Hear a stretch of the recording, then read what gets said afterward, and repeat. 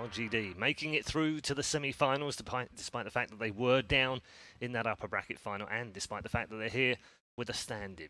We're going to turn our attention to Group B today, of course returning back to Group A matches tomorrow with both elimination matches on Saturday alongside both of those from Group B. Who goes through to those we don't know yet because we haven't seen a single team play yet in Group B, and we're going to get things kicked off in around about 20 minutes time for the opening game of day number 2. Now, they got far too excited yesterday, so we've hauled them out of the commentary booth, thrown them into the panel room, and we say good morning to our early risers on the panel this morning with Capitalist and Blitz. Good morning. Good morning. How you doing? Good. You got far too hyped in there yesterday, Will. Yeah, was I? Not really. Okay, fair enough. Really got me there, Paul. He did. There was a double kill with an Agnew. That was pretty sick. It was The yeah. one-shot crit, 2 kills. Sven. Yeah. You like that kind of stuff, don't you? Yeah. Of course. Who doesn't like seeing heroes just disappear? Yeah, of course. Just evaporate off the map. Yeah. What did you make, Will, of yesterday? It was a weird day, wasn't it, in many ways? Like, you sort of thought Secret might have something about them after showing good qualifying form, decent at Star Ladder, and Immortals, we didn't quite know what we were going to get, but you always get that sort of run-at-you kind of style, which is great to watch. And then LGD, bit of an unknown in the sense that got to stand in, don't know how that's going to work. And Infamous, we know they can be great one day and terrible the next. So, mixed bag yesterday, wasn't it? Yeah, and I think for the most part things played out like I sort of expected. I actually thought that Infamous was, or that Immortals was going to top that group, and I thought there was a decent-ish chance that Infamous is actually going to take some games off LGD. Like, that game 1 was quite close. Yep. It was in their favor for a large portion of the game. Same with game 2. They were doing pretty alright through that. The Immortals Secret thing, though, didn't surprise me too much. Like, if you haven't played against Immortals before, or you haven't watched them play in a while, and because of the, just the regions not really carrying over, if it's your first time online and you're playing Immortals, you've got another thing coming most of the time. Yeah, just definitely a learning experience, isn't it? We might see that again tomorrow. Yeah, I think that's the problem, though, is that people, once they play against Immortals, once they kind of, like, we even saw, what was it, at Star Ladder, we had Complexity versus Mineski. Yes. Right? That was the series that we were talking about. And Complexity lost game number 1, and they walked away from that. And they got whomped like really hard, but they came back really confident for game number 2. One of the things they said was it's like playing against Immortals. Like, you just understand that like some teams, they have this specific playstyle, and it can definitely catch you off guard if you're not like really prepared for it. But that's the problem, right? Is that once you are prepared for it, so second series going against Immortals is probably going to go a lot better for whoever ends up making it, right? Yeah. Infamous already has experience, and in which case Secret already has direct experience here with this LAN. Yeah, it's very interesting to look at. We're going to turn our attention now to Group B. Let's take a look at the schedule and show you what we've got coming up for you today on day 2 of the PGL Open in Bucharest. 3 matches, of course, today as we head through the first 2 opening matches. We'll start with Evil Genius as the invited team in Group B against VG.J Thunder. Head-to-head with that one as our opening match in around about 15 minutes' time. Na'Vi will then take on Mineski at around about 4:30, although subject to whatever might happen in the first game, of course. And then we'll close the day with the upper bracket final to find our second semi-finalist. Tomorrow, of course, we'll have all those elimination matches, and then on Sunday, semis and grand final as well. So let's turn our attention to this second group. Will, would it be fair to say that this is the more competitive group? I think so. I think for the most part, there is a very clear favorite for me, but it comes at kind of a cost because EG, if you look at it, they should stand on top of this group, but at the same time, we've seen so many different looks that EG has given us. We have the unmotivated EG, where sometimes they just show up, they get bombed out, they'll lose immediately. Very disappointing TI run this year, so I think with a new captain as well, you're not really certain where they're going to place in a tournament like this. And then you have VG.J, who actually look quite competitive. They're a very good squad, and then it just kind of trickles down from there for me. Okay. You think VG.J is potentially the second seed over like Mineski? I think Mineski just has a little bit more information on them. Like, you have a better idea of what kind of looks that they can give you. For example, like the fact that you shouldn't ever give them anti-mage, and if you do give them anti-mage, Liquid kind of showed you how to deal with it. But that's Liquid. That's a very unique team. Okay. I mean, does it hurt the teams that played last weekend, do you think, Austin? Yeah, I think so. I think it definitely, well, it's like a double-edged sword, right? Is that it hurts because you already show like what kind of playstyle you are. You're already kind of showing maybe how to defeat it, as Will's pointing out, like how Liquid are able to do things. I think that like Complexity showed a way to be able to deal with Mineski and vice versa. I think it's just the fact that you do manage to get some experience on LAN and really put your ideas of Dota to the test in this current patch, because it's almost like we're in like a mini new patch, you know, in the fact that we're post TI and we got that period of time where everyone's kind of figuring new things out about this same old patch that we had, right? It was supposed to be completely flattened out. That's usually what TI does, is like, hey, you know, these are the important things. We have millions of dollars at stake, thousands upon thousands of hours put into this patch. You know, you would think that everything is kind of figured out, but every single time post TI, there's always new stuff that's kind of figured out about the patch. So we kind of had these newer ideas coming in about the patch. Every single region had their own ideas, and then they managed to put them to the test at LAN. Now they can go back to the drawing board and kind of figure out, okay, what went right, what went wrong. And I think you're going to look at some of these teams, and I think, for example, Mineski, they're going to look at some of their aggression and constant fighting and look to see how they can tweak that to be like a little bit more beneficial for them late game. All right, we're going to talk more about Mineski in a little bit, and obviously move into our first game of the day. As we said earlier on, there are two invited teams here. One's already made it through to the semi-finals. The other has the pressure of doing exactly the same thing today, and that team are Evil Geniuses.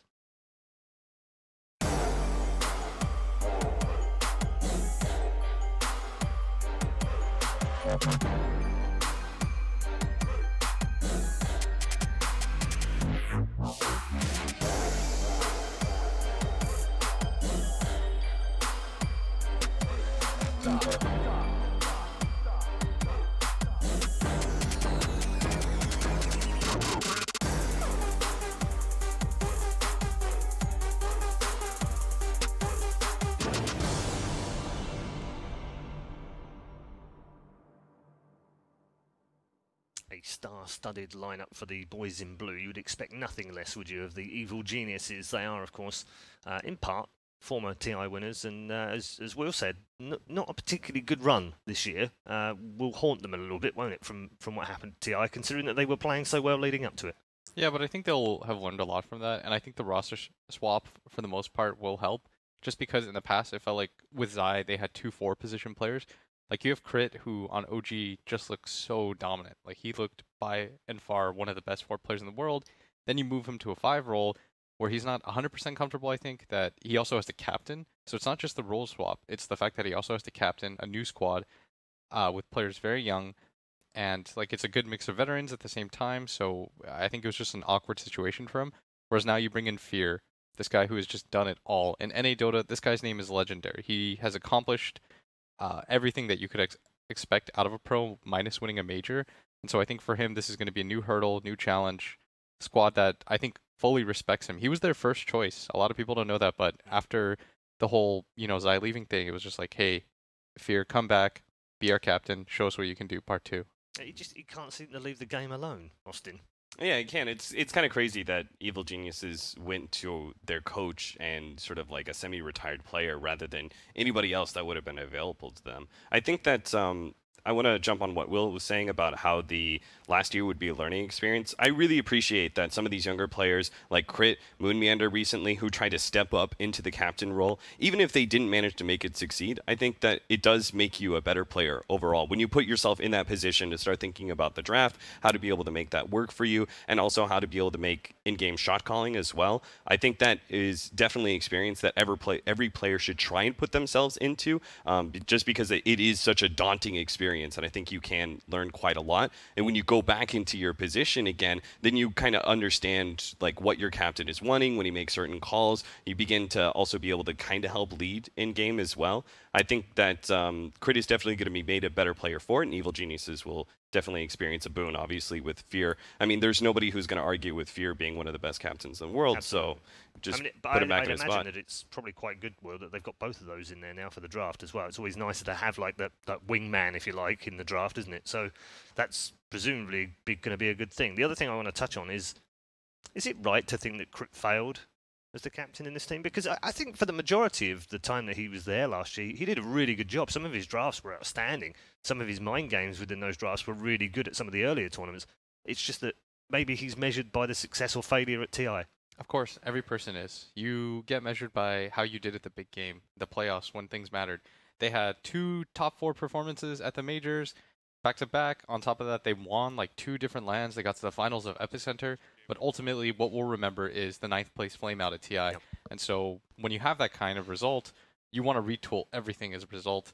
And I do think that it was probably a little bit necessary because that's a huge hit as it's a huge confidence hit as a captain because you look at your result online and you're like, wow, this is really what mattered. Like when it came to it, I couldn't outdraft, so let's just retool that, move on. And your wingman comment was actually so accurate because in the draft, this is usually how it's done with teams. You have 5 guys. One guy is going to lead the discussion and say, like, I think this is where I want to go. And for the most part, you don't want all other 4 guys contributing and saying, like, no, because you're going to get pulled in so many different directions. What you want is just another guy. Exactly. You just want one other guy saying, like, I think this is pretty good. Just somebody to bounce ideas off of. Okay, let's turn our attention to their opponents. A team led by a coach with a legendary status. It is VG.J Thunder.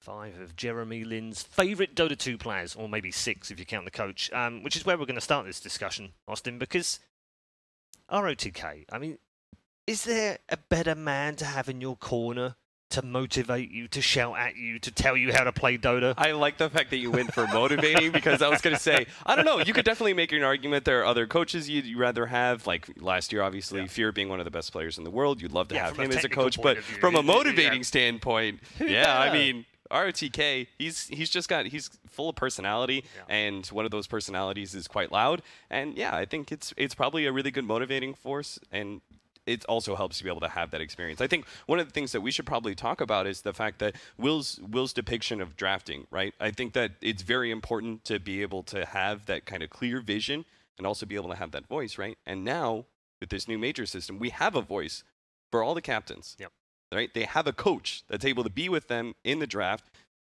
You got an experienced man like ROTK. That's got to be really good for VG.J, I think. Yeah, I think we discussed the fact that he might be nearing some form of player retirement earlier in the year when we were at DAC, I think it was, and that maybe he would transfer into being a coach. And here we are, Will, post-TI, and the man has decided it's time. Do you think it's the right time for him? I feel like he was still skilled enough to play. ROTK has just been a staple in the Dota scene for such a long time, but with this new system and the change to coaches, I think you can more live vicariously through the players than you used to be able to, especially with Austin said, in the drafting phase. Like, you have so much experience, you can look at the game objectively. That's where a person like ROTK is going to be so beneficial to a team. Okay. In terms of their lineup, what do you make of it? It's pretty good. I'm not going to Still on the fence a little bit? Yeah, I'm not going to say easily top 3 in China. I'm not necessarily expecting them to even do so well here in these groups. Like, I don't think that they'll get top of their group. I'm not expecting, like, maybe they get second in their group, but that's still a toss-up for me. I think that they're still really untested. I mean, their recent results... What about the qualifiers, though? I mean, when you come through Chinese qualifiers, you've got to play for, pretty much everyone. That's so good down there. Those Which qualifiers is why I would could say, be mini-minors themselves. Oh, maybe. I mean, China hasn't really done so well at the actual events, right? Sure, so, but I meant in terms of competitiveness. Yeah. It's a very competitive pool, scene, isn't it? Absolutely. Which is why I would also say, in rebuttal, Paul, what about the qualifiers? What about the games they've been playing recently? What about the games they've been losing recently against some teams that they probably shouldn't be losing to? So that is a little bit of a confidence shatterer for me, right? I'm looking at this and I'm going like, you're losing but that hasn't against changed for this team, though. It doesn't matter what the lineup's been over the last 12 months. That seems to have been a feature for them. They can turn up and play an amazing game against a really top 3 team in the world, and then they can fall over against a team who are outside the top 32. That doesn't seem to have changed. Yeah, sure, but I'm not sure if some of the newer faces on VG.J, if they're capable of the same thing that we've seen, say, last year from VG.J when they were able to turn up at, like, what was that, Star Ladder? Where they managed to get first, right? They definitely turned up to that LAN. Amazing experience. I mean, especially with Mikasa and, backing up their coach and everything. I think that was a really cool story. But are the new players able to do the same? I don't know, right? They're pretty inexperienced. Some of them probably haven't seen LAN. I don't know if like AO, for example, has seen any LAN experience. Not So sure. in that case, that's still another toss-up for me. I think it's very much a big question mark for VG.J. Okay. We're going to take a look at the matchup, which is the mid matchup that we've pulled up in this one. In particular, because it gives me an excuse to rave about Samael. Now he's, in some ways, an enigma in this particular sport. He is the guy that just does whatever he thinks he wants to do. But at the same time, he seems a little depressed about this patch to me. Yeah, he's probably not a favorite of it just because he values that ability to one-on-one. Like, that was always Samael's thing. Come to lane, I'll show you the truth. Like, I'm the best player in the world. If you want to step up to the plate, like, let's go. And this kind of like 2v2, 3v3 almost meta where it's like, yeah, okay, we're not really playing Dota anymore. You guys are just running at me and helping out your mid laner as much as possible. You don't really get to show off that true skill. I think bothers him a little bit more than maybe he's even letting on. Is there any mid players who do like this patch? I'm sure like Abed on like DC was like the biggest fan of this patch. Like Bulba would sit on his hill for like 20 minutes and just like, hey Abed, what do you need? Like, let me just refill your bottle for you 8 times. Like, all right. Pretty much you get whoever gets the best babysit treatment. Yeah, There's like the absolutely. Bulba treatment. Does that devalue him though as a player? Because I still feel like he is one of the world's best mids. He's one of the world's best Dota 2 players. So whilst he might not be feeling like he can change the outcome of a game, I think he can, can't he? He can influence the end result. It would only devalue him if he didn't have other players who could also carry the game for him, right? Sumail is a threat, right? And an enemy team always has to deal with that threat, right? So if we're looking at, say, Newbie and we're dealing with SCC, they think that dealing with SCC, they're going to be able to win the game. I don't think necessarily that being able to deal with Sumail and then saying like, oh, we've dealt with that. If we shut him down, yeah, then nobody we can else win. in EG is going to be able to carry this game. I don't think that's you've got like this star-studded roster. Like even the off lane, you could go ahead and say like, oh, that could actually carry the game. There's so many threats on EG that you could say really that being able to have somebody like Sumail and direct all their attention to the mid lane definitely like creates other problems in the game for you, and that you have to maybe you forget about the side lanes, you forget about Universe who's getting a lot of farm. You know, there's situations like that. What about the other side of the mid lane? How do you see Freeze? Oh, Freeze? Freeze is excellent. I thought that Freeze was excellent for a really long time. His Lina, ooh, Was nice, wasn't it? it's so sick. His Queen of Pain, like this guy. In fact, both those we enjoyed earlier on this year, didn't we? Yeah, and for the most part, he doesn't really get that standout attention. He's not like that player like SECC who got so much of the attention due to things like True Sight. Like this guy is just kind of sneak under the radar, but for the most part, very mechanically skilled player. You can see it in the playstyle and the heroes that he likes choosing for himself, is that he wants those kind of mobile heroes that can win the game. So similar to the guy that he's looking opposite to, he's a little bit more of that one-on-one laner that's going to eventually try to dominate the game.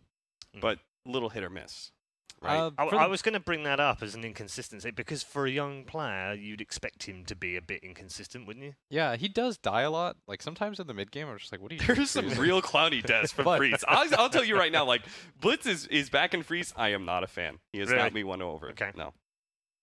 Even though he played some of the most exciting Dota in the first 3 or 4 months of this year. Yeah, but you throw games. You throw games. Doesn't change anything. Are you an Eternal Envy fan? I'm a fan of the personality, Paul. I think we've got him, Will. We've got him. You did. Yeah, we got him. That was a good political answer, though. I like that. I see. I'm always more of a fan of players like my mids, super Vada, consistent performances that are always going to be able to be a boon, right? You have other players Slightly less who can flashy, stand though. out, right, and be super flashy. Yeah. They'll also lose you games. Sure. And I feel like that Freeze has Austin, lost more Austin, games. Each to his own, right? Each to his own. But I like flashy. I like seeing someone go 0-5 in the first 5 minutes on a storm and then come bursting back in and win the entire game. Single-handedly. Hi, Samael. You got to play to Samael's win. good enough to do that, though. You don't. Freeze. Will likes that because that's Storm. Austin's really trying to piss me off. My boy Freeze. Right, we're going to move into the draft for game number 1. So let's get our heads around the potential meta we're going to see in this. Do you feel we might see a little mini meta within this group because of the way that these 4 teams play? Yeah, just because they're all different regions, things are going to be really different. You've got 1 NA, 1 China, 1 CIS, and 1 Southeast Asia. And as we saw from Starlighter, the meta is quite different. And I think EG, for the most part, are going to pull from the NA meta that just looks so successful right now. So they banned Chen. Standard bans coming through. Yeah. Venomancer and Chen. They ban Wisp next. Unless they have a... Yeah. I don't think China really plays Wisp that much. Nope. But it's VG.J Thunder who are going to ban Wisp, right? Yeah, I think VG.J Thunder ban Wisp, then EG ban Lich, I think is how the overall standard goes. They either ban Lich or Pugna. That leaves our 4 positions open, and there's... Then VG.J goes Night Stalker or Earth Spirit, and then Evil Geniuses will counter Spirit Breaker, and depends. What about Earthshaker? I think Spirit Breaker in general is more favored. That's weird that VG Thunder banned Lich, by the way, because their first pick, that means they value one of the 4 heroes more. And if I had to guess which one, it'd probably be NS. I feel like the 4 positions are all kind of like rock, paper, scissors, though. Like, in a way that I feel like they're all equally strong, just in different areas. Like, I can understand how a team would prefer being able to have Night Stalker or Earthshaker or Earth Spirit or Spirit Breaker. Like, those 4, right? Just based off of what their game plan is for this game. I don't know if any of the other scenes really touched Spirit Breaker, though. We saw Navi use it once, but it was kind of unsuccessful. Yeah, that would definitely be more of an NA thing. Yeah. So now VG.J, you'd imagine, for the most part, unless you take something weird like Bane, that you take one of your 4s here, unless you're really confident with playing all of them, like Night Stalker. You could even do Nyx. That was LFY's opener for a while. Fade's top 4 right now are Earth Spirit, Shaker, Conquer, and Stalker. So. What about Furion? That's NP? I don't know if you can. I don't know if you can flash NP like that. So it is Nyx. Okay. That is like the. That's the replacement. That's a Chinese replacement to like Spirit Breaker, right? Yeah, it's their just 4 position that they like. That's why I brought it up at the end, because I forgot about it. But for the most part, I know China really likes this hero. It's really flexible. You can do a lot with it. It can go to the 4. It can go to the off lane. In some ways, it also stops Sumail a lot because he likes playing those int base mids. And I'll tell you, as somebody who loves playing int base mids, Nyx Assassin is like complete nightmare. You hate playing heroes like Queen of Pain, Storm, Lina, like all these heroes. Like one pick just immediately makes them really unlikely. And so yeah, there's the NA Classic Spirit Breaker. Spirit. Yep. SB Jakiro. That's another flexible pickup, right? Because we can still run it off lane or the 5 position. Yeah. I think the Spirit Breaker, though, is like, you should expect to see every NA team first to this hero, I think. I think they just enjoy it over traditional heroes like the Night Stalker and the Earth Spirit. And the way AG have been playing these 2 is usually Spirit Breaker is crits. Yeah. Jakiro is... You think that the Spirit Breaker is... Like, that really shows the prevalence of the laning phase, right? Because compared to other 4 positions who can give you harder initiations than Spirit Breaker, like, he dominates the first 20 minutes of the game, and he kind of starts falling off past that. I don't agree with you there. I think that what Spirit Breaker gives you more than anything, like, it's almost like nowadays we have like 2 different metas. It's like, one, you pick heroes that are just like strong overall, and then the second is like you do block picks, in the sense that if you pick this hero, you now remove like a large section of the pool of current heroes that you feel comfortable playing. For example, like if you take SB, you don't have to take such a strong laning phase hero anymore against the offlaner, because you know that they can't pick a hero like Nature's Prophet, for example. And all these heroes that are based around like split pushing, for example, it's really annoying to play when there's a Spirit Breaker on the map, because he'll always give you vision. Like, that's the other thing that Spirit Breaker always does for you. He gives you vision at the back line. So let's say you have a really good ward place in team fight. You just charge the back line, like whoever you think will be in the furthest back. You'll get vision of the entire area when you come in. A similar way, the Nyx Assassin pickup kind of blocks any attempt of the intelligence heroes, is, you know, Necrophos being so prevalent in the meta. Yeah, exactly. It's just a different way to play, I think. So an early freeze pick here. Yeah, Necrophos. Then they have to ban probably Pugna. I would ban Pugna. That also, I feel like that plays into EG's hands a little bit, because I know that they like to try and save Sumail's hero until as late as they can possibly get it, so he doesn't get a solid counter. Well, they can still switch the Necrophos out of the mid lane, but Necrophos is probably one of the better mids to deal with Spirit Breaker. So it's a nice piece to put forward, right? The only other ones would be like maybe Death Prophet. Clop's not terrible versus Spirit Breaker, right? But they're a lot of mids who have a problem with that 4 position. He's like such a big problem in the first 5 minutes of the game. So the likelihood is he gets better in second phase. If he doesn't get taken out. Okay, so I was about to suggest Puck, and you move Necro to safe lane, because Puck is probably the best hero dealing with Spirit Breaker. Oh yeah, that got banned right away. Yeah, you should do that. That's the correct play. You want to get rid of all the heroes that are really annoying to play against for SB. Maybe they even take something like NP themselves. But you think that's why they banned Death Prophet in the 1-2 as well? It's like the biggest problem. It's just what China does in general too. They really like DP as a hero. I was surprised they didn't ban Pugna, but if they don't ban Pugna, then it means they're confident EG won't pick in on the fact that they have a Nyx assassin. Okay, so they're not afraid of EG picking Pugna because they think that the Nyx essentially blocks it. Yeah. So now for EG, you need to try to find out. You have to reveal something right now. You think they pull out Universe now? I think there's a decent chance. I feel like you need another form of initiation. You think they're just giving the Pugna then? Yeah. I would take like Wyvern or Shaker or NP or something. Oh, there's still Wisp. Of course, yeah. That's why we thought that VG.J would first 2 ban it. Now they've got with Spirit Breaker. Yeah, and they've missed that because they've assumed the Spirit Breaker and Jakiro. Exactly, and that's why Jakiro as that second pick is really safe because now you can just move to the off lane. Precisely. You can just say, okay, they didn't ban our Wisp. Yeah. Like, this is our Wisp. Yeah. It's a crit Wisp. Come on. Yeah. And it's really dangerous to have any of those tankier offlaners with a Wisp lineup. We used to see like Legion Commander Wisp, for example. Now that's not where the Wisp is going to be living necessarily, but it can definitely make that, you know, that solo Jakiro, all of a sudden a Spirit Breaker charges in and a Wisp tethers in as well. All of a sudden you're facing up against an aggro tri-lane that shut the Necrophos down. There are a lot of possibilities for EG to put VG.J on the defensive. Yeah. So when you're on second pick here, you pretty much have to reveal 2 out of your 3 cores. So they have to pick Sumail or Arteezy's hero right now. And I think you probably take Arteezy's hero.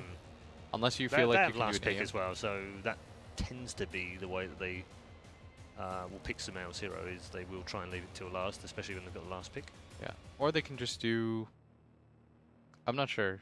Because there are a lot of one position heroes right now that could auto win for EG, and they might just want to wait. Like if they take a really greedy one that they don't see coming, like this AM. Yeah, the natural pressure that comes out from the Jakiro off lane, if they actually waited on their safe lane and revealed everything, that they would just have the guaranteed 1v1 win matchup, and they could win potentially 2 or maybe even all 3 of their lanes. Yeah, but they take Lone Druid. So this is their high ground hero. Because nowadays in Dota, like, you always need a high ground hero. It's the only way to win. It's the only way to play anymore. And Will, you told me that the only way to win was to have a Brood player. That's true too.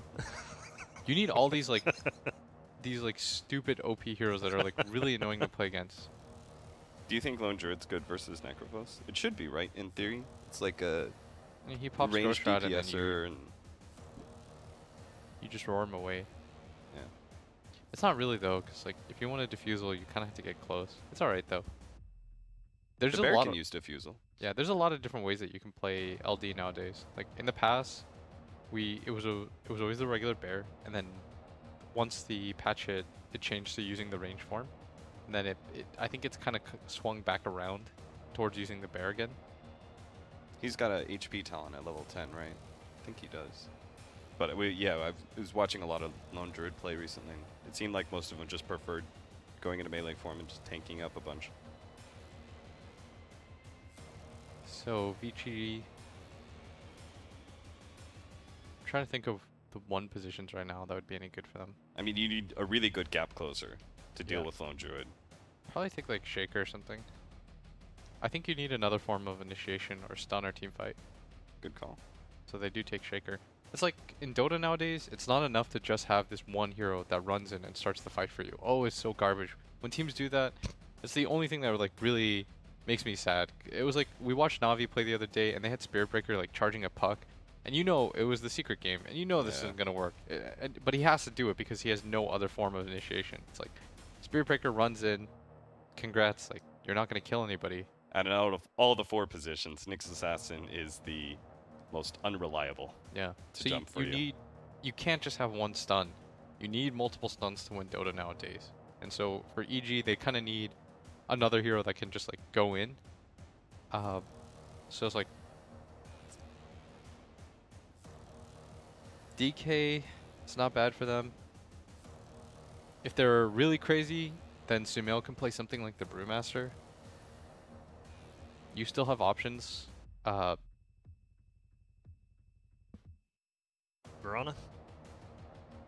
Mirana's not bad against Necro. I know that's because she's a diffusal carrier. I think you have a rough time versus Shaker, though. Yeah. It's kind of like playing a puck against Shaker. The I say like lockdown's too DK tough. or Brew. Yeah, I like the tankier options that you're suggesting. I'd actually really like Brew. I think Brew's pretty sick.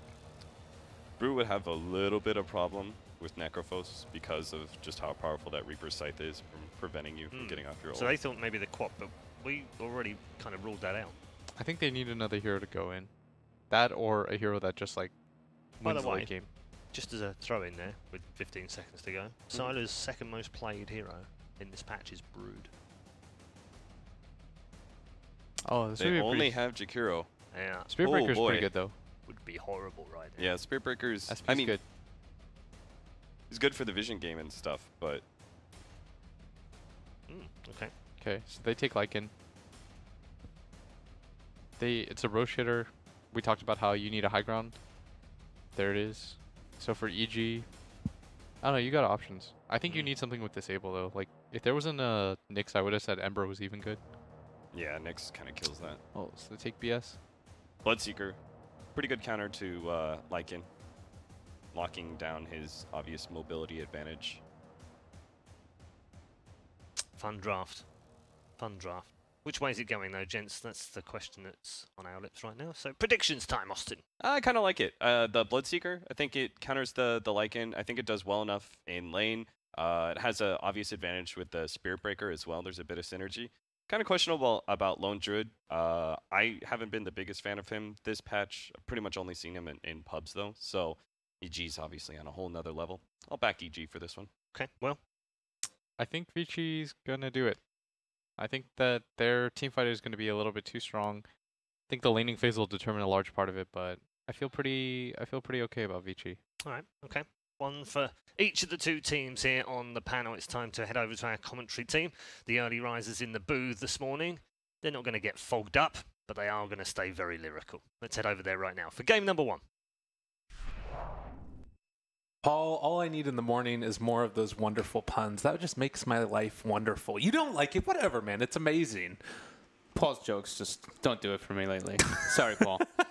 Well, I'm excited because this game is going to do it for me. It's Yeah. EG facing off against VG.J Thunder, the first game of the day. To me, one of the ones I'm more excited about, but you felt like you really liked that Bloodseeker pick as well. I did like the Bloodseeker pick, but I was more on board with like what Will was talking about, that massive amount of team fight that Vici does have. I was also just happy seeing ROTK sitting down at the computer. You were laughing about it a lot. He's just like, ROTK just took his chair. He just actually claimed control over the draft. But this should be quite an interesting one, seeing Lone Druid for the first time in a while, seeing Lycan for the first time in a while as well. Been a bit of time since we've seen those. And of course, our favorite Necro. Yep. What a guy. He's just around. And for me, I think that the thing that's going to be interesting to watch for this series at least is a little bit of the carry position. Like you've got this sort of duality that goes on. I think the panel was touching on it earlier. Arteezy and Sylar, I think that in a lot of ways they've become almost more famous for things that happen outside of the Dota game themselves than anywhere else. I mean, these guys have been around and been at the center of a lot of the talking points for a while here.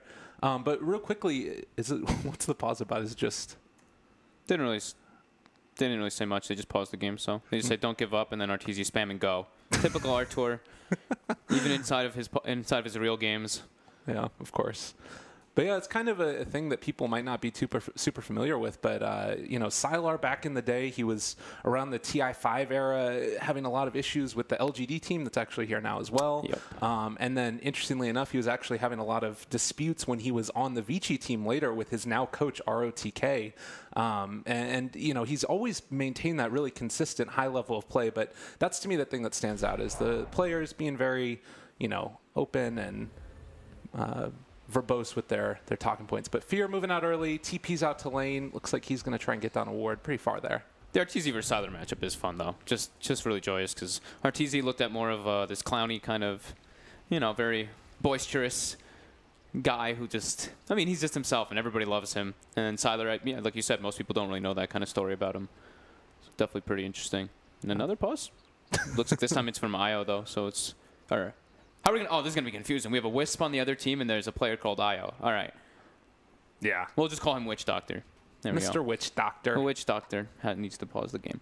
He was tagged up earlier as Kama, too, as well. But game's getting underway here, and things to watch out for as far as the laning stage is concerned. Nyx Assassin, you know, the panel had mentioned earlier, this is a hero that's going to most likely run mid and try and just make Sumail's life a little bit of a living hell. Do you think you can still do that against a Bloodseeker? It's a little bit harder. You can try to harass him out, but it's going to be what? It looks like a Lycan versus Bloodseeker matchup in the mid lane, so they're not really going to be able to put too much pressure as the double melee. And it looks like EG is setting up aggressive lane, because Lone Druid is one of those heroes you can leave alone. He's self-sufficient, kind of can deal versus an Earthshaker by himself, and they're trying to get that pressure happening. We talk about it a lot, that you want to just get your Bloodseeker's Thirst stacking up, so you just try to harass the enemies, any of the lanes, just to let him have that favorable matchup. And Bloodseeker, I mean, even though Nyx is okay with like armor, it's not like he has any type of stout shield or anything along those lines. He has boots, so he can't take heavy right-click harassment once Bloodseeker gets those thirst stacks charged up, if he is still in that mid lane harassing. But we'll see, of course, Fade and the Witch Doctor moving toward that top lane to support the Necro, because it's going to be a lot of pressure coming up from a Jakiro IO Spirit Breaker lane. And you see right here as well, Fear was able to spot the Nyx Assassin when he placed down that ward. So Crit brings a sentry out to himself. They get the D ward and now going to move in and maybe get a little bit aggressive in this top lane. That's why you want, especially when you want to read, like, know exactly what matchup you want to get. You want to know that they're going to be sending that Necro top. You always want to TP as these supports early on to get that situation happening. And Necro is going to be in some trouble. The first hit bash coming out. Yeah, now the Coconut's bouncing back and forth, but they're already able to pick up the rune and back away for now. Looks like EG going to be able to escape without too much harm, I would imagine. They do have another Impale in just a second, but Crit's going to get the jump away. He's on the low ground, though. Actually ended up not quite getting it, and, well, with that slow, are they actually thinking about turning back around onto Fade? Fade in some trouble, and looks like he's going to end up dropping as well. First blood drawn by Uni. Necro left the fight to go block the creep waves rather than stick with his teammates. So they kind of split up there. Big problem happening. You don't want that happening in your tri-lane, giving the other team a lead start. And who actually got the first kill? All right, Universe did, but Crit's going to have his bottle coming out any moment now on IO. Anyway. Yeah. And then mid lane as well. This is going to mean a straight up, at least for the moment, 1v1, but AO moves into there as well and is going to try and keep Sumail back for the moment. Although that will mean they're also sharing a little bit of experience. Seems okay for EG right now. Really good start in the lanes. Getting all the matchups they want. They're going to be able to really pressure this Necro, and that's kind of the win condition that you look at for VG Thunder. Is sure, they have this Lycan who can hit buildings for them, but they picked a full counter to that Lycan with the Bloodseeker. It's really a lot to make sure that the Necro has to be online for them to actually be online in that mid game, and EG is not letting him get anything up there. Yeah, this is a frustrating one to say the very least. And, you know, you pay a price of having Sumail get dual laned, and right now he's still top of the CS. Like, he doesn't care at all. I mean, he's pushing Sylar out right now. Yeah, this is real bad. Meanwhile, EG disrupting the pull. They're going to be able to get the creep wave back. So that means Necro's fully under tower and Sylar out of lane as well. I mean, they're pretty much winning 3 lanes at the moment. I hear that's not good to win Dota. Yeah, that's pretty devastating. Crit didn't even have to expend any bottle charges. He just got it. He's going to be camping the rune. And he gets illusions. So if he wants to just heal somebody up with that, the star, he'll probably tell Sumail to be aggressive, but Nyx rotating over. He's just going to grab the illusion rune.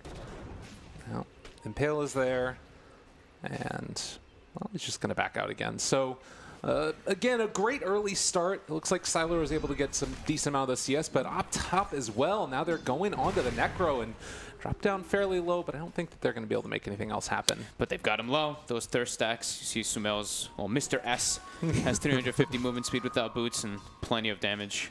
And he's going for a kill build. He even gets the Blood Right skill. We've seen a lot of people just going 2-0-2 on Bloodseeker, but wanting to have that point to not only push out the wave, but he has an IO, so he wants to be able to use that mana so he can abuse the tether a bit. Absolutely. We haven't looked much at this bottom lane, of course. It's of course a Lone Druid favored matchup, but Shaker in the first few levels, until that Lone Druid hits 5, can get some farm. But as soon as Lone Druid hits 5, you have to pretty much get help from the lane or sit really far back and get minimal CS. Well, mid lane, the charge is coming through onto Sylar, and looks like they're going to cancel it now. They could even think about, like you said, going down there for Yang, or they might just kill him if they happen to get up close enough. That is a scary-ass lane for an Earthshaker. Yeah. It's already getting to the point where he's just going to be zoned down in mid. Charge the charge again. comes out, and with the Blood Right, there should be more than enough to chase him down. Easy kill there as well. Fade not able to make anything happen to turn that back around. So EG continuing to assert some dominance. A 2,000 gold lead at just around 3.5 minutes. It doesn't really look like it's going to slow down any from this either. No, I mean, they have to try to alleviate the pressure somehow. They're going to have to switch up the lanes because it's just too much of a blunder. Siler actually might just do a jungle, it looks like here. Oh, top lane as well. They're bringing down the Necro very low, and the charge is canceled there as the Witch Doctor was underneath the tower as well. But, I mean, like you said, that means Bloodseeker all the more damage. He's got 3 points in Thirst right now. He can kind of do whatever he wants. Siler actually just waits for double bounty rune. So, yeah, he doesn't even want to really be going into the lane much. He'll be able to take a DD rune from Crit, and he's going to walk him down, give him some right clicks. Someone actually probably has to get to tether range. Oh, he has his illusions. Nice. He's hugging himself. Mm-hmm. Well, 25 and 13 is the Bloodseeker. That means that Yang has decided to come mid, and, well, no points in Fissure, actually, on the Earthshaker. Not often that you see that. Oh, wow, 0-2-2, huh? Not even the 1 point. Usually it's pretty value to get the aftershock. Top lane. Easy kill again. Uni and Fear getting together to find that kill onto the Witch Doctor. These are two of the strongest early game laners because of how just tanky and durable they are. 880 HP on Spirit Breaker, 5 armor. Same kind of thing for Jakiro. 880 HP and 5 armor as well. So you just, I mean, it's just the simple CS across the board. It's just so heavily in the favor of VG. Like we said, they had to abandon the bottom lane. They can't lane anybody versus the Lone Druid at the moment because, yeah, just how strong it is mid. Oh, and the silence comes through. He's not going to be able to use it. Maybe now with the enchant totem, but still slowed down by the tether. And Sumail not deciding to die for it, but it honestly doesn't matter. He's almost level 6 too. This is going to start to get pretty ugly, particularly once he ganks. Top lane now, maybe. They can actually get Universe, it looks like. He's going to go down. Kill. That's something. You know, we talked about VG Thunder's lineup. If in the mid game, once they have their levels and their team fight, they can actually be quite strong. But if they just get absolutely dominated in the laning phase, they're not going to be able to get to do that. Arteezy is getting pretty massive in that safe lane. I'll be using the side pull constantly, as well as farming the lane. Now Yang moves back toward bottom, but this is a level 4 Earthshaker versus a nearly level 7 Lone Druid, who's just going to push him out of lane every time he shows. This could be good mid lane, though. The smoke coming in from AO and Fade. If they can somehow manage to find a kill here onto Sumail, it's obviously a huge amount of gold coming back their direction, and he is pretty far forward here. Do they even have the damage? I guess with Maledict, but it's only level 1 Maledict. Oh, this is pretty tough to actually make this work. They need the initiation to come from the coconuts, and they're going to walk forward now. They're underneath the ward. There's going to be a catch. The silence is there as well, though, and the turnaround, Io shows up. Mr. S not going down. The charge is coming through from Fear as well, and it's all gone wrong for VG.J again. Oh, Giannis. It's very hard. That's the problem with playing versus a Wisp team. Like, you go for these type of ganks and your damage is already minimal. Io just TPs in and counteracts everything that you're doing there. This is already looking pretty disastrous. Siler's just straight up jungling. Arteezy and Fear just kill Yang bottom, and now they're able to pressure the tower on top. Oh, they can't even get to the shrine, really. Didn't even necessarily want to use it, I'm sure. It's just, it's too much. Well, where do you go from here if you're VG.J Thunder? Like, what's the sort of big play? Was it that smoke rotation? I mean, who do they really kill? That's the problem. Yeah. It's like they can't really abuse the bottom lane. The mid lane, the IO is just sitting there. What, do they want to just gank a Jakiro? I don't think that that's the case at all. I think they just need to send multiple, like 4 heroes in one situation and try to get catch-up through some dives. But EG's playing very conservative. They're not really looking to dive into towers. They kill people at the tower, and then they stop. We saw Sumail hesitating. He didn't even want to dive past it. And they have incredibly good wards. They're seeing everything that VG's doing. It's very problematic here right now. Mid lane, Yang gonna walk away, but well, he has level 5 in the fissure. It's not gonna be enough to keep him alive. Well, Impale, the turnaround. Is it gonna be enough damage? Nope. Most assuredly not. And bottom now, Sylar getting bullied by Arteezy. Another root, and he's just dead. He's actually just gonna get ran down. The rotation's coming in. The cast is good. That's pretty good. That's a decent turnaround. The Impale's there as well. They need a little bit more damage, but I think that this should still be Arteezy going down. A big kill. Diving. That's the one way that they die. It's the one way that Vici gets back in this is if EG does go for this type of dive plays. And the cask, beautifully positioned. Definitely a mistake there by Artur. The plus side for EG is that you still have almost 70 CS at 8 minutes and Bloodseeker's 3-0 with the mid tower down. Yeah, and 32 denies on top. So even better for that experience advantage. And now Universe makes his way toward mid. They start blood raging him with that liquid fire. They start sieging the tower a bit. Bottom lane, VG.J again set up, but do they realize right now that the Bloodseeker's in the area? Sylar going to get caught. They have the silence out as well, but again, a lot of damage onto this lone druid. The coconuts were bouncing, the right clicks are there. It might be enough with the Malphite as well. Maledict, excuse me, but Io comes in and they're able to get the turnaround. So even when it was looking like it was a possibility of something good, nothing for free. 3 for... yeah, this isn't good. This is really, really bad. Even though they have a Necro in their lineup, he is very susceptible to dying to what EG does have at the moment.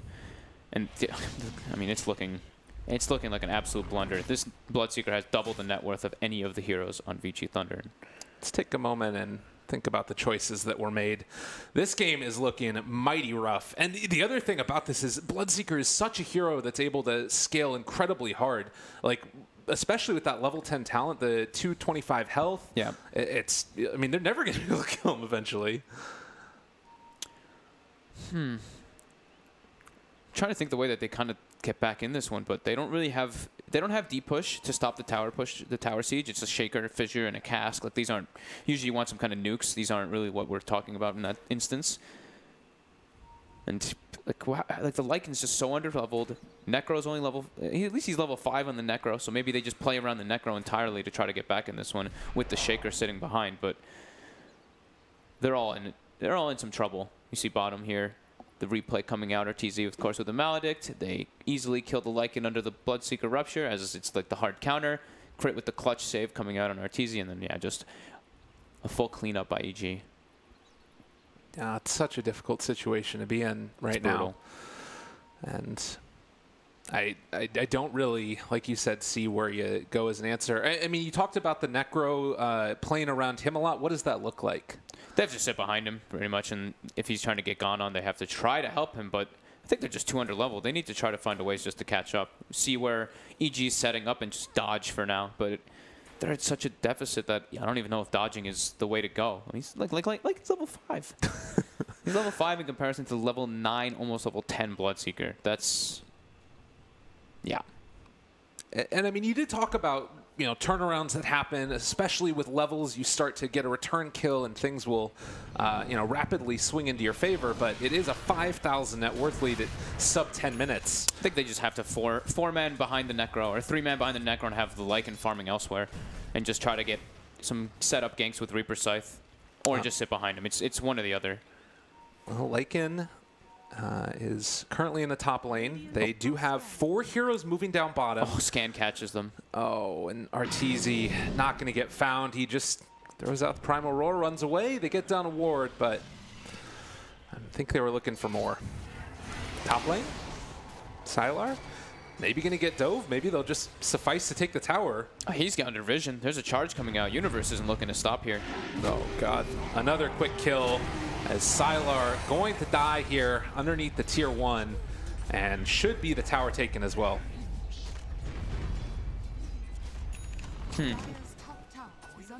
This is, yeah.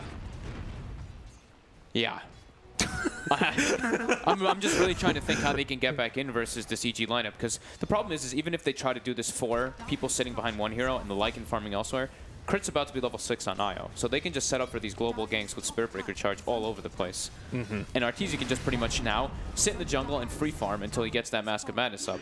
And the four players from EG can probably just handle Thunder on their own at the moment. I mean, look at this. No respect given at all. They're just running at this Witch Doctor, and he's just going to die. They're do turn it back around. Okay, Crit ends up falling. Not a bad way to make this start, and with the Reaper Scythe used just to keep Fear in place for the moment, this should be enough, knowing it's the charge away in Fear, able to get out of that one. But it was an IO kill, at least. Yeah, but that's just an IO. Yeah. And that's a Lycan ult popped, 120-second cooldown. Earthshaker's not really farming much. Universe is constantly threatening that top lane, shoving it in, being able to now threaten a tier 2. And like I said, Arteezy's just free farming during all of this. It's the smallest of silver linings around a very dark cloud for VG Gaming Thunder. And I guess, like, you know, going for Vlad's here for the Lycan, it's like 5-manning items at least, where maybe you can be a little bit stronger in the fights by getting those auras up. I might be grasping at straws here. I mean, 7,000 gold lead at the 11-minute mark. That's, you know, just thinking about it in, you know, just numbers, it's at 700 GPM advantage. Right. It's absolutely massive. That means every single hero has 120 GPM over the other ones. Not even of course, it's different because of like who has which farm, but bottom lane, Necro does not have his TP up, gets ruptured, now charged out as well. Well, he might be able to get the TP off now, and Spirit Breaker's still a long ways away. They will be able to escape.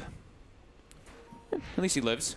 He gives some time for his Earthshaker to get some farm in the top lane. I think that's the key, really, for Thunder to catch back up in this game, is get Earthshaker, Blink Dagger, and hope for these humongous teamfight ultimates to really come to fruition. I guess that is something to be said as well, is that they haven't taken a ton of objectives around the map yet. It's just the 2 tier 1 towers. Well, a decent amount of damage was done up in the top. Oh, Universe also going to be caught. The Impale not quite on the mark, and Fissure was on cooldown. Yeah, he's got Yule Scepter already on the Chikiro as well, so a little bit of enhanced movement speed on top, just lets him get away. Bottom. Charge coming through, mass TPs, but the tower's already gone. Now time to run away. Fear not wanting to get caught, but it looks like he might be one that gets brought down here as another kill going back for VG.J. Okay. It's okay. I mean, they lost the tower though, and they had to commit super heavily to get that kill. But it is, at least it's something they're getting on the board. But it's still very problematic when Lone Druid's free farming during all this, and 8k gold lead on top of a 5k experience lead. Experience maybe will have a lot if they get lots of those kills, but relocate, Yule's Scepter lift up. They've caught themselves the big bad wolf, and he's not looking too bad right now. He ends up dropping in spite of the Shrine heal. My God. Yeah. This Lycan's gonna really struggle. I mean, that Bloodseeker pick was absolutely perfect versus Lycan. We've seen just what happens. Of course, the Rupture, you can't do anything every time you pop ulti. Bottom lane, charge coming out. Now, there's also a smoke that's in the jungle right now. EG feeling rather safe, but they might end up losing Crit here. The Impale comes through, they find him, and a kill for the Earthshaker. Meanwhile, Universe is not quite going to get caught out there. Coconuts will follow him, but again, a little bit of life for VG.J. They're killing the supports. They need to get some core kills, though. But anything that gets this Earthshaker close to the Blink Dagger, that's the only way that they can come back in this, and he's looking okay on it. About 300 gold away from it. They have to hope pretty much now for some EG clump or some aggressive relocates to happen so he can set up some very good either casks on top of a Earthshaker ultimate. And I think they have Veil finish too on the Necro, so at least their magic damage is starting to get a bit more online for Thunder. Yeah. He has dreams of a Radiance. But yeah, the Earthshaker, as you can see, is very close to his Blink Dagger now. Will be able to get that completed once he heads back towards the base. And as far as EG is concerned, where do they go now with their draft? Is it do they need to be at all careful with the Blink Dagger on Earthshaker? I think they just don't have to not clump, and they haven't been at all either. Arteezy's just been farming. Everybody's kind of split. They're in 3 different lanes just farming. Now the Universe is starting to gather back up. But they just have to make sure that they don't get caught by these massive teamfight ultis. That's the one thing that, you know, like Will was talking about. That's what Thunder can do in this game. But when you're at such a detriment, it makes a big difference when you're playing versus an IO as well, on top of those heals. I mean, Sumail's going to have a BKB soon to counteract that pretty much only magic damage that Thunder does have, because the Lycan just gets completely shut down by a single Rupture.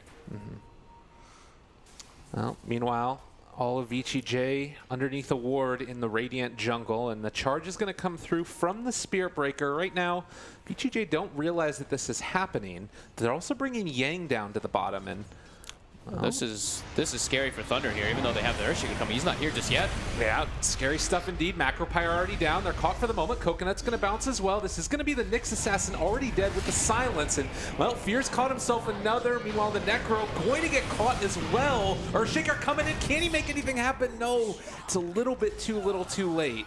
Well, it looks like they're going to lose that Witch Doctor as well, as he is eventually going to get ran down. He's making him juke and work for it, but... Got him. Got the cask and the Maledict on him. Yeah, it's that Ward's win you games. That vision was perfect for the charge. They saw exactly the trap that Thunder was trying to set, but little did they know the trap was being set on them. And you can imagine there, if like the Earthshaker gets there a little bit earlier, there was that moment where EG was grouped together, but it didn't end up happening. And now Bloodseeker has a BKB on top of the Maelstrom, so I'm struggling to see what their route is even more back into this game. It's even more difficult. I mean, Universe is itemizing perfectly too. He's going to go for the pipe build next, and that's when we'll see them probably group up, go for Roche, and that's where Thunder is going to really struggle, because they can't really get into that Roche pit. If there's a sentry down, Nyx is their pretty much initiator. You don't want Earthshaker to just jump in blindly and try to go for this Echo Slam versus EG's lineup. Because how does Lycan just can't get into the fights? There's just always going to be a Rupture up. So the way that we've seen people adjust versus that is, you get the book 3 on the Lycan, so you're not suffering so much because you can actually deal damage when the Rupture is on you, but EG's got what they need to take that out anyway. All right, 9,000 net worth lead, 15-5, and feeling like very little agency left in the tank for VG.J Thunder. Another move up here towards the top, but again, this is going to be scouted out by EG. Ward over here on the high ground, and Universe just backs out again. Yep, perfect wards. Again, they've had vision in the path toward going to the bottom lane. They've had vision in the path going toward the top lane, so they're always aware of what Thunder's doing.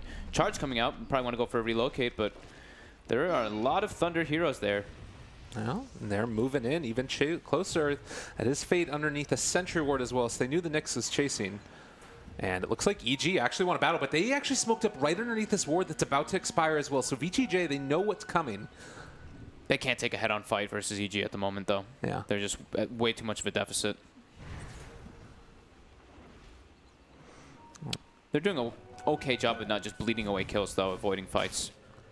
But they're not. It's not like they're gaining any advantage because of it. It's still the Lone Druid and the Bloodseeker absolutely free farming. Universe as well, constantly sitting in that top lane, pushing it in.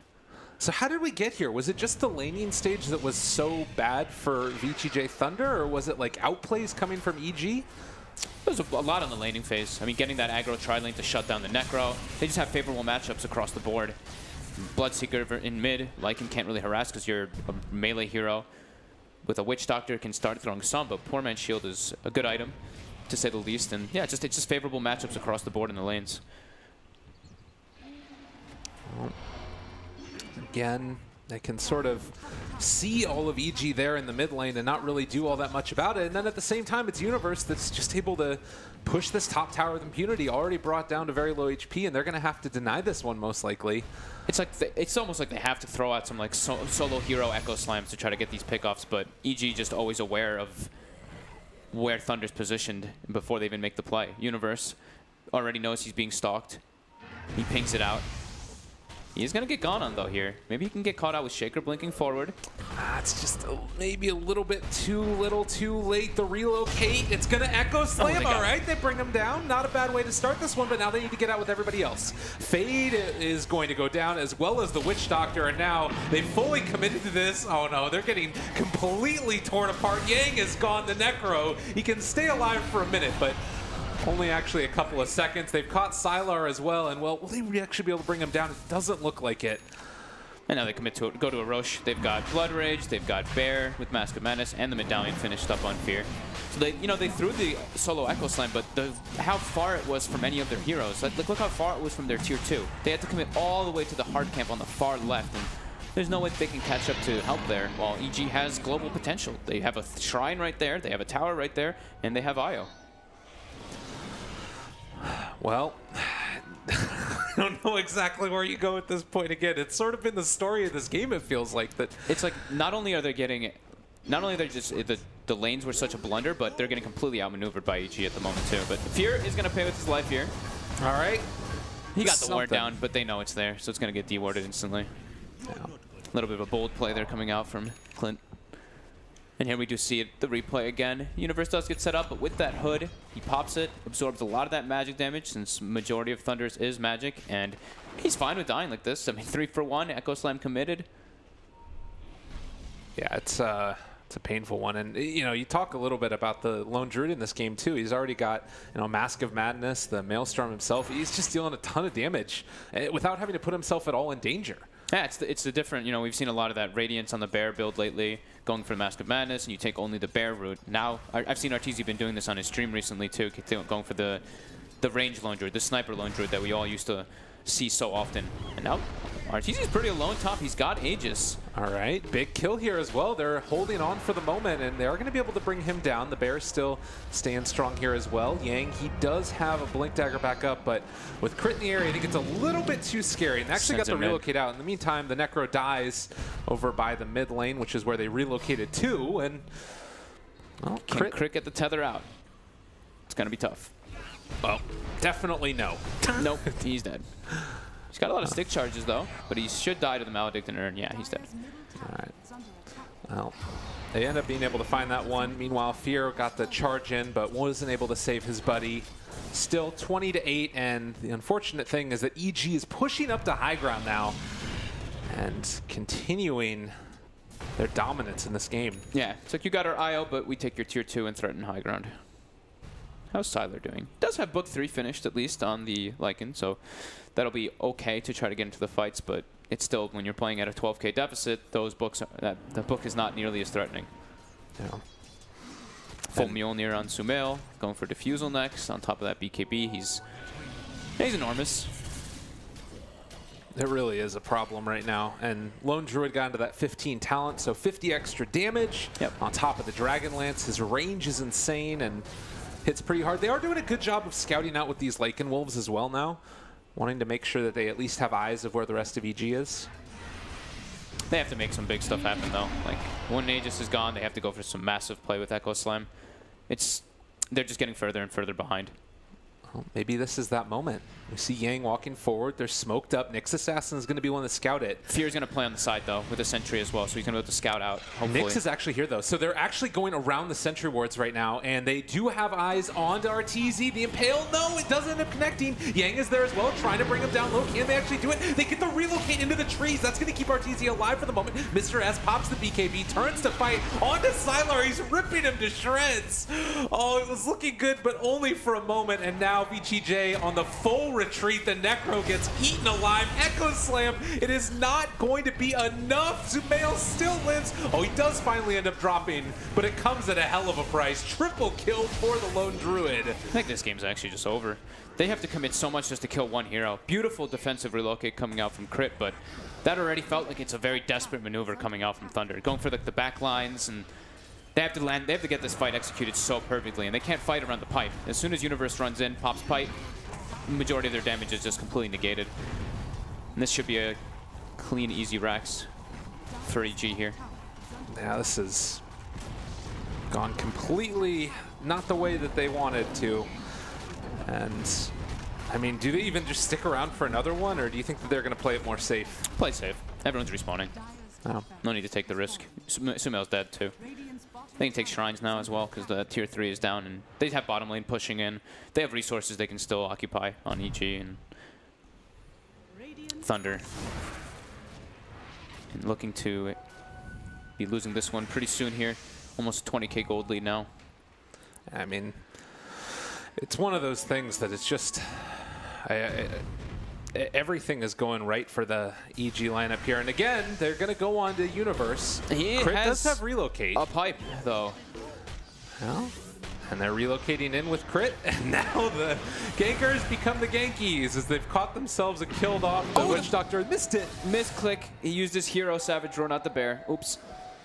He was pinging it himself. Maybe a little bit upset about that situation. That happens. They just miss out on a kill, but either way, it's, you know, Universe is just way too durable for them to go for him there, and Thunder is absolutely desperate to try to get any kills on the board. It never really felt like they had a chance. Like, the entire game, we were just talking about how this was going to go so poorly out of the laning stage, and now it's a 19,000 net worth lead. They got, I mean, EG got everything they wanted. They got the Lone Druid in the 1v1 matchup, they got the Bloodseeker in a favorable matchup, and they shut down the Necro. I've not seen the Necro really able to do much in this game at all. You can't walk in. Well, there is going to be the Lycan ulti used. They're chasing Sumail. He pops his BKB, ruptures, turns to fight, and, well, now Lycan needs to run away. He is going to end up being brought down in the end, and now they've caught themselves this Earthshaker as well. It's a Witch Doctor ulti, but it's not really doing a whole hell of a lot. He falls as well. 3 gone, no buyback. EG looking to clean this one up. Surprised they haven't called it yet. Just how much of a blunder each fight is. Lycan just gets ruptured, and he has to stand toe-to-toe versus Bloodseeker with overcharge on him. I mean, Sumail almost does get kind of low, but with BKB, there's no risk of him getting disabled. Yeah. And, I mean, also you have the BKB Pearson disables that are coming out from the Spirit Breaker, his ability to stay on top of everybody else. Actually, I say BKB Pearson disables. There aren't any BKBs. They're in too much of a deficit to have anything, and they're going to go high ground now. All right, well, they're going to need to cook up something big to stop this push. They're actually just going to clean up the last shrine first. All right. EG staying very focused, eyes on the prize, and making sure they get these objectives. Minimal mistakes coming out for them.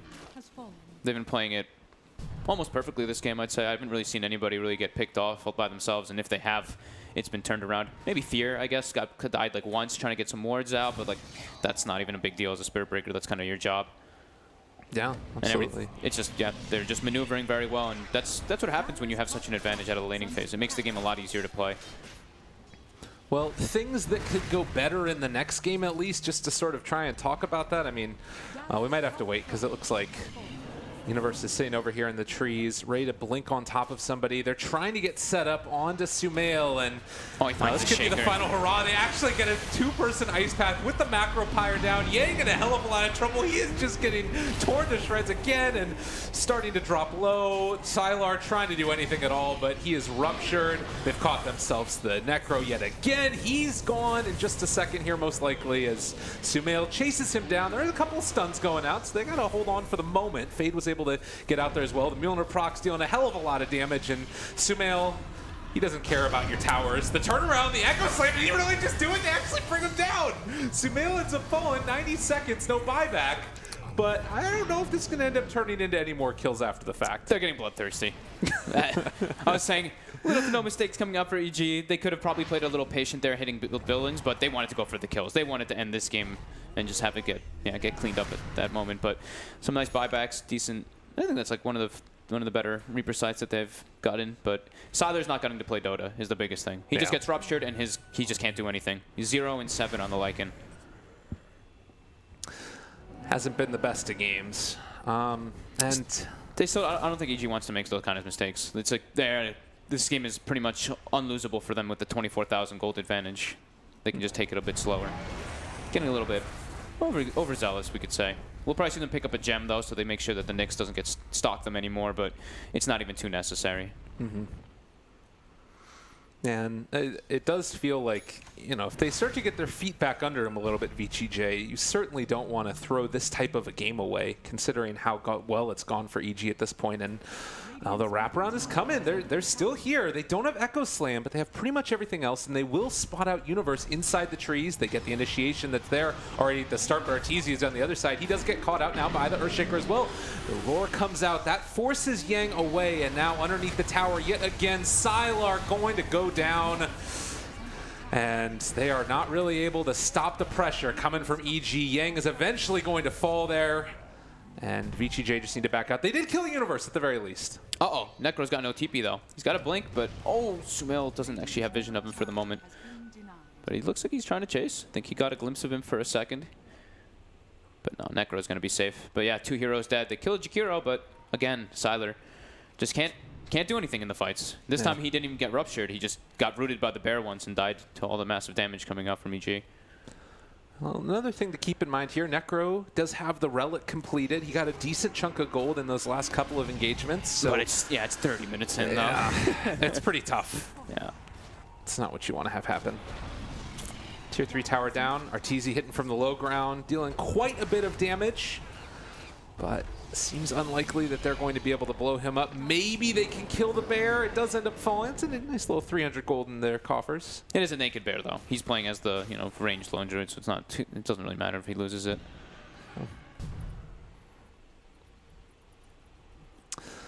Well, Kind of cool having the lone druid versus necro matchup, not in directly in the game, but overall. The Heartstopper does not affect the Spirit Bear, so that's cool, and he can also kind of outrange the Necro in a way. He doesn't have to get right in his face, which is usually what we see the downfall for people when they're playing versus Necro. So it's pretty interesting approach coming out from EG. yeah, it's kind of cool. And it's forced Necrophos to go into this Blink build to try and get on top of him. Fear Relocate. committing. They got him caught. Yang is there. Sylar going to just try and run away again. And actually, maybe going to be able to bring down Crip beforehand. No, they get the fear. He's forced to run away pretty quick while he's ruptured. And GG called. Yeah. Yang has had enough. I think it's been at that point for quite a while, but they tried to stick it out, hoping that EG would make some mistakes. But EG playing a very crisp, clean game. Minimal errors from their side from the start to the finish. Yeah. They should feel pretty happy about that one. Fear's smiling, R2 is smiling. Universe is like, I'm Jakiro. Yeah, they're pretty happy with themselves, I'm sure, though. And again, it's like everything that could go right in that game for themselves pretty much did. The exception of that one Sumail dive that happened at the Tier 4 towers. But I tried to talk about this a little bit in the game, but going forward to game number 2, what do we say to these guys? VG.J Thunder, they look kind of like they've had some issues there. What would be the biggest thing you would want to change? The Lycan was definitely a problem, and I think just the lanes went to such a blunder. They had such a hard time coming back in this one. EG played it incredibly well. All right, well, we'll have to see what happens in game number 2, EG versus VG.J Thunder in just a little bit. But first, going to go to break and see what the panel had to say.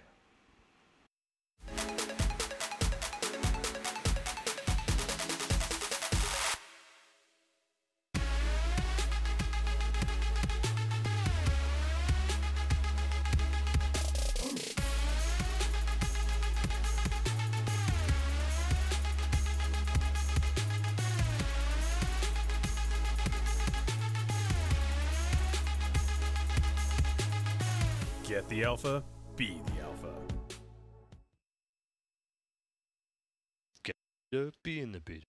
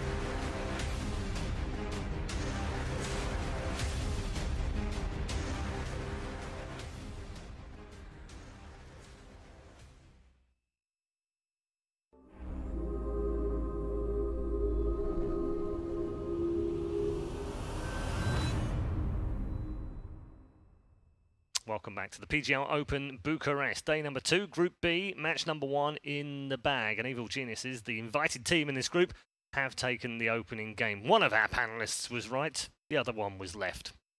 And we're back at the panel right now with Will and Austin. But Hello. I'm both. Are you? Actually, on the screen, I'm right. Yeah. My perspective, I'm left. Right. This could get awkward left, right. Anyway, an impressive display, Will. Yeah, that From was really EG. one-sided. It was, wasn't it? From the early part of the game as well. Yeah, if we said if the laning phase was going to determine a lot, and they just got ran over, like, I don't know what it was. Yeah, Bloodseeker mid, I think, couldn't be beat by their lineup because it loses to Necrophos 1v1, right, Will? Yeah. Real hard. Yeah, and that's what we were saying in the draft phase, though, wasn't it? If they can leave, EG like leaving his hero, Samael's hero, until last, so that it doesn't have a hard counter in the game. Yeah, they can win that, and then Lone Druid's going to be able to get a 1v1 because they can't aggro tri-lane into a Lone Druid. That's usually a recipe for disaster because you either just accept the aggro tri-lane and Lone Druid is able to do fine, or in this case, they would just bring the Wisp Spirit Breaker and dominate. So they were kind of screwed out in the laning phase. They lost all 3 lanes, basically, because that aggro tri-lane with the Jakiro really pressuring the Necrophos heavily. They even start off at a disadvantage by trying to fight a Spirit Breaker at level 1 and ended up giving away the first blood. So it was just a disaster from the get-go, and a team like Evil Geniuses is always going to be able to take that advantage and push for more. Yeah, there wasn't a huge amount you can look at that was positive for VG.J, was there? Dude, they got absolutely bodied. Yeah, no, I mean, I was trying to be polite, Will, but whatever. Just, say how you feel. Shit, man, this game was over at like 10 minutes. Dude, 10 minutes? It was over by like 5 Yeah, minutes. I was telling Paul, I was like, dude, look at Samael. He's got more denies right now than the entirety of a team usually has by 5 minutes. He was like 68 and 32 or something absurd. Yeah, it was absurd. Yeah. I like this this build from the Lone Druid build. It's kind of cool. I don't know if we've seen it before, the Mask of Madness, Mjolnir, plus the Wisp Tether. That was not a synergy that I thought about at all, but just mass raw attack speed for the ranged Lone Druid. Yeah. And I think Artur just really likes Mask of Madness as a whole. Like, he's the one advocating for it on pretty much every hero. Just because it allows you to farm Ancients. And that is everything in Dota right now. Yeah, we saw it from the Mirana earlier, right? Yep. GG.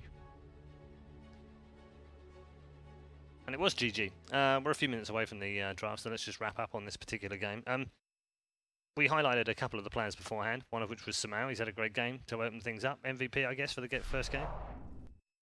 Yeah, I would say him or the Spirit Breaker. I mean, together they just kind of destroyed the mid lane and ran around and had some fun. Yeah, I mean, it was pretty much the game was over like 5-10 minutes, right? Yeah. So whoever just kind of did the best in the laning phase, I guess, is kind of the MVP. And I guess Samael had the best opportunity to shine, right? Where if he can do well enough in his lane, he can just, I mean, he had so many denies in that mid situation, right? And there were so many times where they tried to go on him, like, all right, guys, let's punish the Bloodseeker. And then all of a sudden, boop, here comes the Wisp, healing him up. The Spirit Breaker charges through, and then Samael is able to make the turnaround and just go ahead and right-click people. And gets healed up, no problem.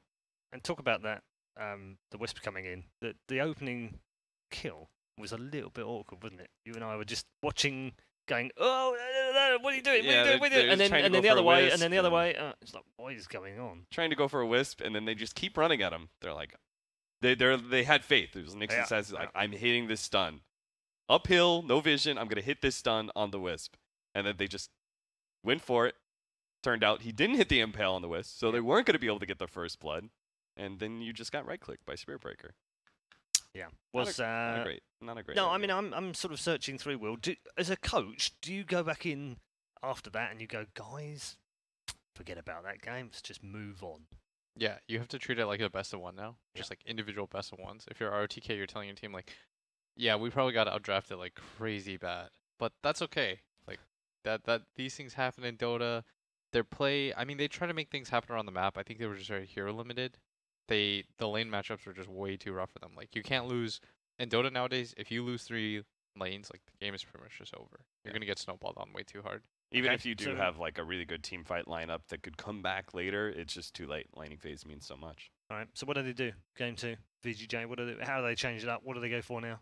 Don't lose the lanes. Okay. But how do they do that in the draft? I don't know. Newsflash, you're paid to know. No, that's the draft expert over there. It's that guy. What do they change, Will? So what did they open? They opened Nyx plus Necro. I don't know. I think I told you like Necro in general feels really weak. Yeah, for me, you definitely felt. You kept saying that Necrophos has been countered.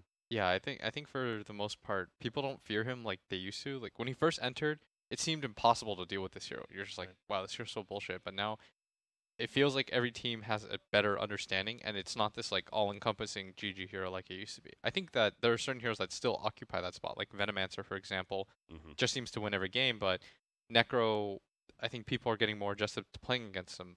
And so being able, when you just like lead first 2, and then you have to ban all the different counters to him, and EG is just like, whatever, like we don't really care. We're not going to pick those heroes anyways. And if it doesn't really matter that you don't have to pick this AA or Batrider or this Pugna to beat him anymore, then he loses even more of his allure. And so when you take a core that early, that core has to pretty much be infallible. Like if you first to a core, you have to be so confident that that core cannot lose.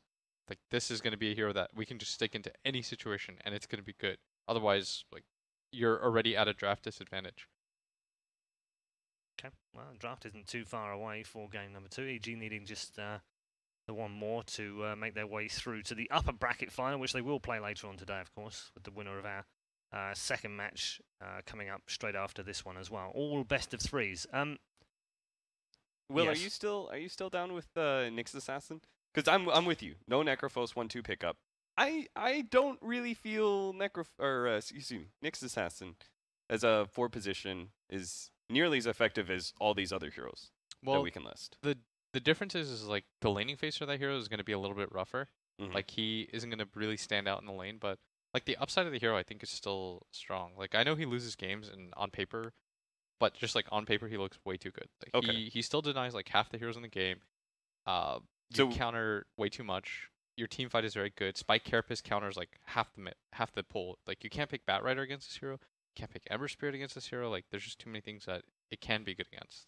Okay, so in that case, we just have to really shore up our laning phase in our pick of the cores. Yeah. Right? Like you really have to make sure that your laning phase is good from everybody else if you're going to pick this 4 position.